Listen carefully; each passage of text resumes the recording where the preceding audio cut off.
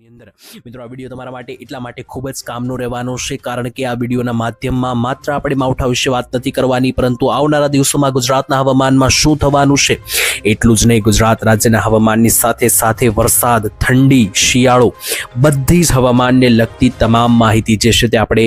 જાણવાની છે એકમાત્ર મહત્વના સમાચારોની અંદર. અને આટલું જ નહીં મિત્રો, ગુજરાત રાજ્યના ઘણા બધા જિલ્લાઓની અંદર ભારે વરસાદનું એલર્ટ પણ જાહેર કરવામાં આવી શકે, તેની વચ્ચે કયા કયા જિલ્લાઓની અંદર અને કયા કયા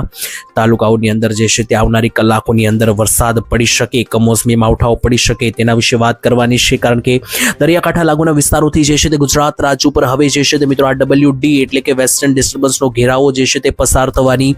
શરૂઆત થઈ ગઈ છે. અને હવે પછીની આવનારી કલાકો ગુજરાત રાજ્યના હવામાનને લઈને સૌથી ભારે બની શકે, કારણ કે અંબાલાલ પટેલે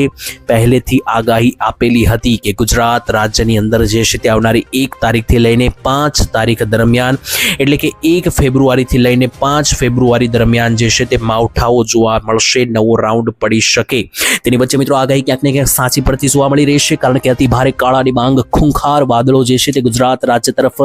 લગાતાર આગળ વધી રહ્યા છે. અને આ વાદળો જે છે તે ગુજરાત રાજ્યના કયા કયા જિલ્લાઓને અસર કરશે એટલું જ નહીં, કયા કયા ગામડાઓની અંદર હજુ આવનારે કલાકોમાં જે છે તે વરસાદનું એલર્ટ બનશે,